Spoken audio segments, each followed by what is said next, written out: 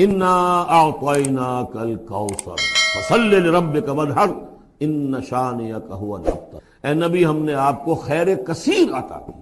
اس خیر کثیر میں یوں تو یہ کہ حوض کوثر وہ بھی اسی میں شامل ہے، لیکن یہ کہ اس پر آپ کو 25-30 قول مل جائیں گے۔ قرآن سب سے بڑا خیر کثیر، بہت بڑا خیر کثیر۔ حکمت، ومن یؤت الحکمت فقد اوتی خیرا کثیرا، جس کو حکمت اور دانائی دے دی گئی اس کو تو خیر کثیر دے دیا۔ تو ہم نے آپ کو وہ سب کچھ عطا کر دیا ہے اور محتاط کے ساتھ عطا کر دیا ہے، جو انسان کی انسانیت کے لیے، اس کے لیے یوں سمجھیے کہ ترہ امتیاز بن سکتے۔ فصل لربک وانحر، پس اپنے رب کے لیے نماز پڑھا کیجئے اور نحر کیجئے، اونٹ قربان کیا۔ یہ گویا کہ عید الاضحیٰ کا نقشہ آ گیا۔ فصل لربک، پہلے ہم نماز پڑھتے ہیں دوگانا عید الاضحیٰ، اور پھر جا کر ہم قربانی کرتے ہیں۔ وانحر ان شانئک هو الابتر، یقیناً آپ کا دشمن ہی ہے کہ جو دم کٹا ہو جائے گا۔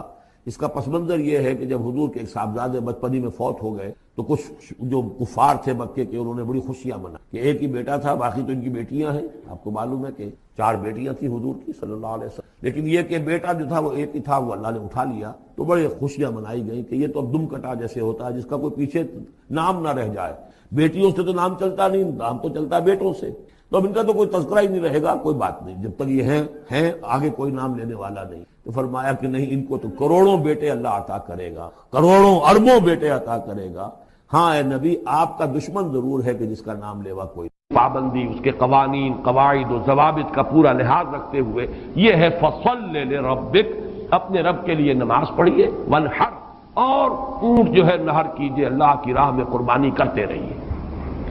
اس دونوں الفاظ کو جوڑ کر ایک نتیجہ نکالا ہے بعض حضرات نے کہ اس سے مراد خاص طور پر بقرعید کی نماز اور اس کے بعد جو نحر کیا جاتا ہے، آ کر قربانی دی جاتی ہے، تو یہ اس سے مراد ہے۔ لیکن یہ بھی میں سمجھتا ہوں کہ صرف ایک ذوقی سی بات ہے، ورنہ جو پس منظر ہے بالکل ابتدائی زمانے کی یہ صورتیں ہیں۔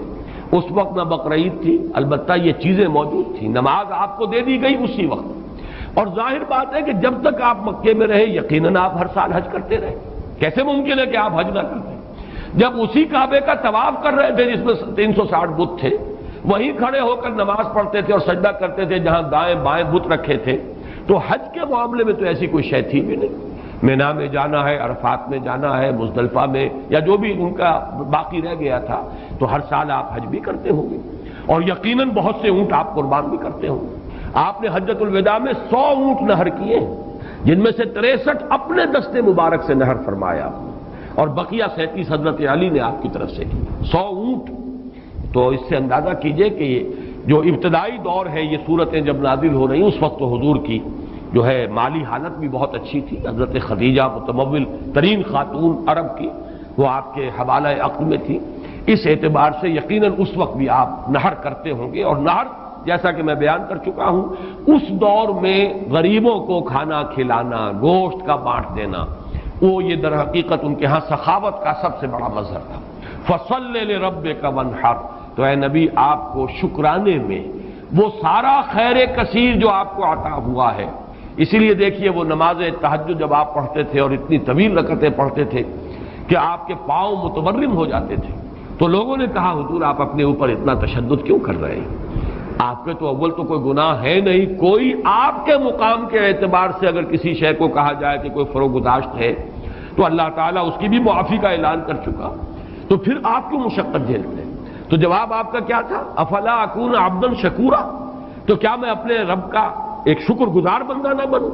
میری یہ نماز شکرانے کی نماز ہے، میں اپنے رب کا شکر ادا کر رہا ہوں، اس نے جو مجھے خیر کثیر عطا فرمایا۔ اب جس درجے کا وہ خیر کثیر ہے اسی درجے کا شکر مجھے اپنی امکانی حد تک ادا کرنا ہے۔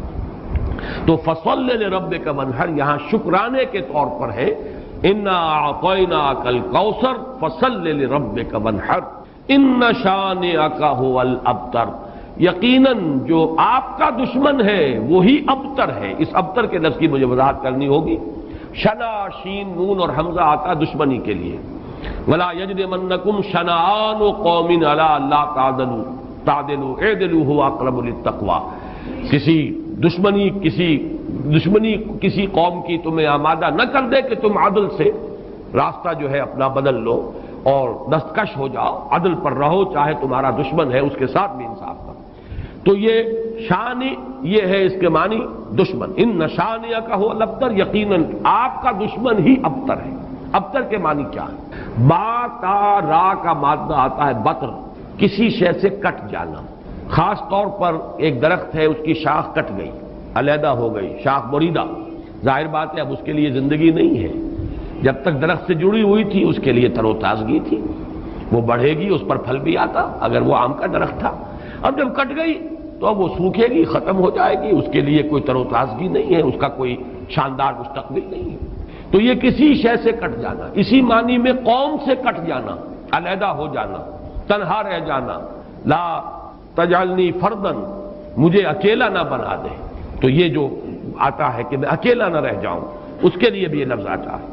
اور پھر جس کا ذکر یا جس کا سلسلہ منقطع ہو جائے، جس کے ہاں اولاد نہ ہو، اب نام اس کا کہاں رہے گا، ختم ہو جائے گا، اولاد نہیں ہے، وہ بھی ابتر ہے، گویا کہ اس کا ذکر باقی رکھنے والا کوئی نہیں رہا، اس کا نام نہیں رہے گا دنیا میں، اس لیے کہ اولاد نہیں، خاص طور پر اولاد نرینہ۔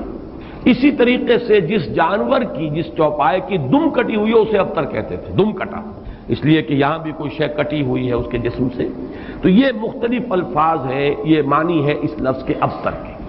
اب اس کو نوٹ کیجئے، حضور کو ابتر کہا قریش نے، کن کن معنی میں کہا اس کی تفصیل میں ابھی آپ سے سنا رہا ہوں، اور اس کا جواب دیا جا رہا ہے کہ یہ آپ کو ابتر کہہ رہے اے نبی، در حقیقت یہ ابتر ہوں گے، بلکہ یہ ابتر ہیں، ان نشانیک هو الابتر۔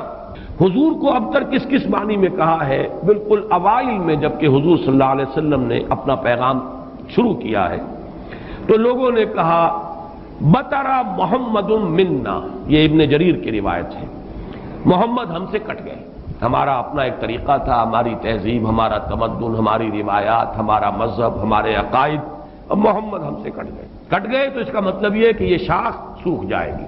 یہ اگر جمعیت کے ساتھ رہتے، پوری اپنی قوم کے ساتھ رہتے تو ان کے لیے بھی شاندار مستقبل تھا، اب ان کا مستقبل بہت تاریک ہے۔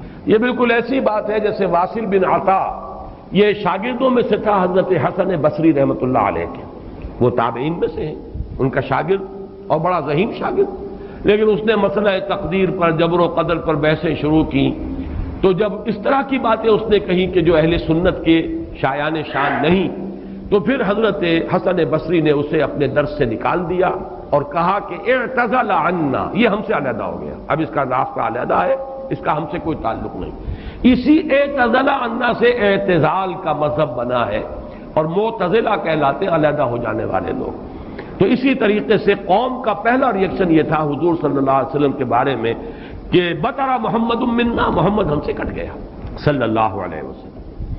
اسی طریقے سے ایک مرتبہ قریش کی بڑی کوئی چوپال کے اندر ان کی بڑی مجلس تھی، اور کعب بن اشرف جو ہے وہ آیا ہوا تھا، یہودی، مدینہ منورہ سے، اس وقت تک تو یثرب تھا، ابھی کہاں مدینہ منورہ، اس وقت تک تو یثرب ایک بستی تھی، اس کا نام یثرب، وہ تو حضور ہجرت فرما کر گئے تو پھر وہ مدینۃ النبی اور المدینۃ المنورہ بنا ہے۔ تو وہاں لوگوں نے کہا، حضور کا ذکر کیا، اس نے پوچھا ہوگا کہ سنا ہے آپ کے ہاں کوئی ہے جس نے نبوت کا دعویٰ کیا ہے، تو الفاظ نقل کیے ہیں بزار نے حضرت ابن عباس رضی اللہ تعالی عنہما سے، الا تری الی ھذا الصبی المنبتر، دیکھتے نہیں ذرا تم، الا تری، یہ وہی ارایت الذی، یہ ان کے ہاں تعجب کی بات ہوتی تھی، ذرا دیکھو تو، تعجب بھی تحقیر بھی، یہ ہمارا ایک بچہ ہے۔ اب دیکھیے بچہ کہہ رہے ہیں، حضور اس وقت 42-43 سال کے ہوں گے، لیکن ان انداز حقارت ہے، یہ تحقیر۔ پھر یہ کہ یہ لوگ ہوں گے 60-60 65 70 کے، یہ بڑے چودھری بیٹھے ہوئے، تو ان کے لیے تو وہ نوجوانی کی جو عمر ہے وہ 42-43 سال، وہ بھی گویا کہ بچہ ہونے کی بات ہے۔ الا تری الی ھذا الصبی المنبتر من قومہ، جو کٹ گئے اپنی قوم سے، یزعم انہ خیر منا، اور سمجھتا یہ کہ یہ ہم سے بہتر ہے، اس کا دین ہمارے دین سے بہتر، اس کا عقیدہ توحید ہمارے عقیدہ شرک سے بہتر، وَنَحْنُ أَهْلُ الْحَجِيجِ وَأَهْلُ الصَّدَانَةِ وَأَهْلُ السِّقَايَةِ، حالانکہ ہم حاجیوں کا بندوبست کرنے والی قوم ہیں، ان کی میزبانی کرتے ہیں، انہیں پانی پلاتے ہیں۔ یہ جب الفاظ میں پڑھ رہا تھا آج تو مجھے وہ آیت یاد آئی سورہ توبہ کی، اجعلتم سقایۃ الحاج وعمارۃ المسجد الحرام کمن آمن باللہ والیوم الآخر وجاہد فی سبیل اللہ، اللہ پر ایمان لانا، یوم آخر پر ایمان لانا اور جہاد کرنا، یہ ہے اصل اعمال۔ یہ حاجیوں کی کوئی خدمت کر لی، پانی پلا لیا، تم نے اس کو بڑی اونچی نیکی سمجھا ہوا ہے۔ تو یہ بھی منبتر اس شخص کو کہیں گے جو کٹ گیا اپنی قوم سے۔ سب سے زیادہ تلخ انداز میں جو بات کہی گئی حضور کے بارے میں اور ابتر کا لفظ آپ کے بارے میں استعمال ہوا، اور یہ سمجھیے کہ یہ بھی دنات اور پستی کی انتہا تھی۔ حضور کے دوسرے صاحبزادے حضرت عبداللہ کا جب انتقال ہوا، یہ ذرا نافلہ تعلق کے درجے میں نوٹ کر لیجئے کہ حضور کی صاحبزادیاں اور آپ کو 2 بیٹے، 4 بیٹیاں اللہ نے حضرت خدیجہ کے بطن سے عطا فرمائے۔ آپ کی کسی اور زوجہ سے اولاد نہیں ہوئی، صرف ایک کنیز ماریہ قبطیہ کے بطن سے حضرت ابراہیم، اور وہ مدنی دور کا آخری زمانہ ہے جبکہ آپ کو وہ اللہ نے بیٹا عطا فرمایا، وہ بھی کم سنی ہی کے اندر فوت ہو گئے حضرت ابراہیم۔ تو یہ جو ترتیب ہے حضور کی اولاد میں، سب سے بڑے تھے قاسم، اسی لیے ابو القاسم آپ کی کنیت ہے۔ اس کے بعد حضرت زینب، اس کے بعد عبداللہ، حضرت عبداللہ حضور کے دوسرے بیٹے، اور پھر 3 بیٹیاں ام کلثوم اور فاطمہ اور رقیہ رضی اللہ تعالی عنہم وعنہن، ان سب سے اللہ تعالی راضی ہو۔ یہ آپ کی اولاد ہے۔ پہلے قاسم فوت ہو گئے تو چلیے ایک بیٹا عبداللہ ابھی آپ کے پاس تھا، جس رات ان کا بھی انتقال ہو گیا اس کے بعد چرچا ہوا محمد ابتر ہو گئے۔ چنانچہ سب سے زیادہ کمینگی کا مظاہرہ جو ہے ابو لہب نے کیا، پڑوسی تھا حضور کا۔ اب بھی آپ جہاں جاتے ہیں تو حضور کا گھر اور پھر اس کے ساتھ ہی وہ ابو لہب کا گھر جو ہے، اس کے اب تو نشان باقی رہ گئے، صرف باقی اب سب ختم ہوا، بڑے بڑے محل بن گئے ہیں ان کے آس پاس، بڑی عمارتیں بن گئی ہیں۔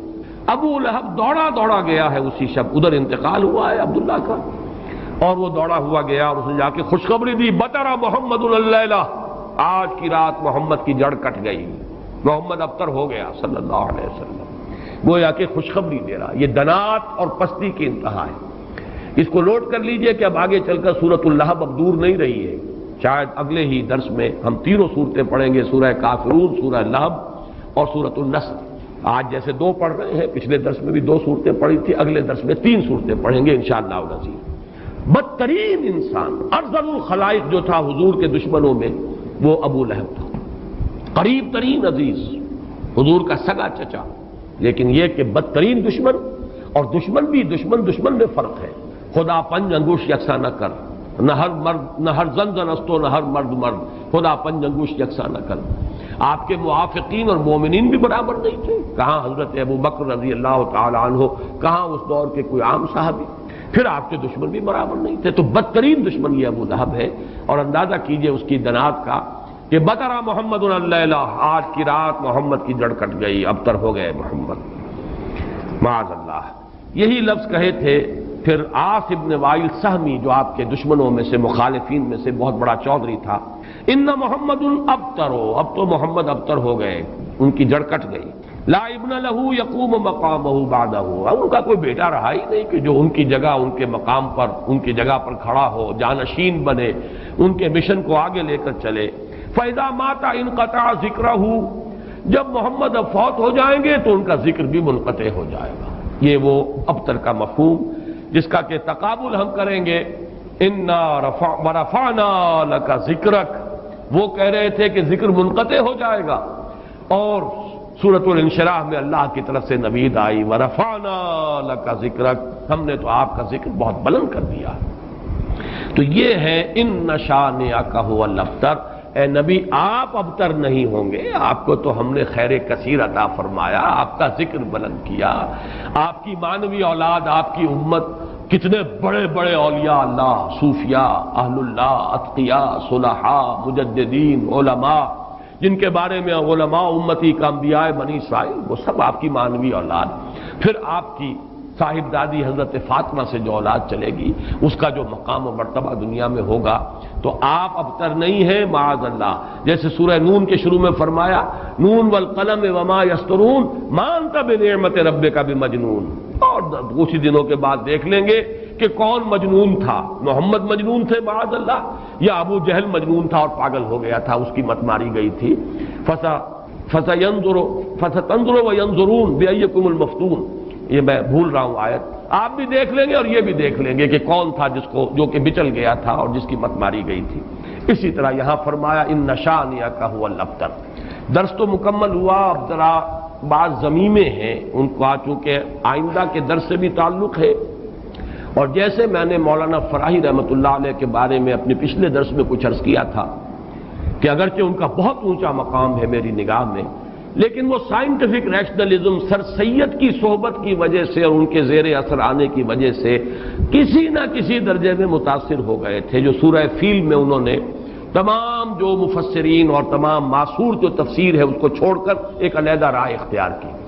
اسی طرح چند باتیں آج میں عرض کرنا چاہتا ہوں۔ ایک تو یہ جو صورتیں اس وقت ہم پڑھ رہے ہیں، ان میں سے تقریباً تمام صورتوں کے بارے میں مکی اور مدنی ہونے کا اختلاف موجود ہے، حالانکہ اکثر و بیشتر کے نزدیک اجماع امت اور اجماع مفسرین کے نزدیک یہ ساری صورتیں جو ابھی تک ہم نے پڑھی ہیں یہ مکی ہیں، لیکن مدنی کی روایات بھی موجود ہیں۔ خاص طور پر اس سورہ مبارکہ کے بارے میں تو ایک ایسی روایت ہے جو مسلم شریف میں بھی ہے، مسند احمد میں بھی ہے، سنن ابی داؤد یعنی نظر آئے گی۔ کاروبار کی فکر، قرض کا بوجھ، گھر کے خرچوں کا دباؤ، بچوں کا بھوشیہ اور مہینے کی تنخواہ جو مہینے کے 15ویں دن ختم ہو جاتی ہے، لوگ بھاگ رہے ہیں، ادھر ادھر دوڑ رہے ہیں، لیکن جیسے کوئی دروازہ نہیں کھل رہا۔ ہر چہرہ پریشانی کا آئینہ بن چکا ہے، ہر آنکھ میں ایک خاموش چیخ ہے جو کہہ رہی ہے بس اب اور نہیں، میری طاقت ختم ہو گئی۔ لیکن میں آپ کو ایک ایسا سہارا دیتا ہوں جو خود میری زندگی کا سہارا بنا۔ یہ کوئی نیا ایجاد کیا گیا عمل نہیں، یہ وہی راستہ ہے جس پر صدیوں سے اللہ کے نیک بندے چلے ہیں۔ اور میں یہ داستان اس پل سے شروع کرتا ہوں جب میرے ایک بزرگ دوست جو خود قرآن پاک کے دریچے سے روشنی پاتے تھے نے مجھے اپنی کہانی سنائی۔ وہ کہانی جو میرے دل کو ہلا کر رکھ گئی اور جس نے مجھے یہ سکھایا کہ روزی کا دروازہ اسی کے لیے کھلتا ہے جو اسے کھٹکھٹاتا ہے، وہ ایک شام تھی جب اس بزرگ نے میرے کندھے پر ہاتھ رکھا۔ ان کی آنکھوں میں نمی تھی لیکن مسکراہٹ میں ایک عجیب سکون تھا۔ وہ بولے، بیٹا میں تجھے اپنی زندگی کا سب سے تلخ اور پھر سب سے میٹھا لمحہ سناتا ہوں۔ 17 سال پہلے میری حالت تمہاری طرح تھی، بلکہ شاید اس سے بھی بدتر۔ میں قرآن پاک پڑھاتا تھا ایک چھوٹے سے مدرسے میں جہاں بچوں کی معصوم آوازیں اللہ کی آیات سے گونجتی تھی۔ میری مہینے کی تنخواہ صرف 2700 روپے تھی۔ میں اپنی ماں اور باپ کو 1000 روپے دیتا تھا اور باقی 1700 روپیوں میں ایک پورا گھر چلانا تھا، کھانا، کپڑا، بجلی، پانی اور ہر وہ چیز جو زندگی کے لیے ضروری ہے۔ وہاں رکے جیسے ان کے گلے میں کوئی گانٹھ لگ گئی ہو، پھر بولے، بیٹا میں اپنی ماں کی آنکھوں میں بھوک دیکھتا تھا لیکن وہ کبھی شکایت نہیں کرتی تھی۔ میرے والد خاموشی سے قرض لیتے تھے اور میں جانتا تھا کہ ادا کرنا میرے بس کی بات نہیں۔ ہر مہینے کا خاتمہ ایک نئے قرض کے ساتھ ہوتا اور میں اپنے تکیے پر سر رکھ کر سوچتا تھا، یو اللہ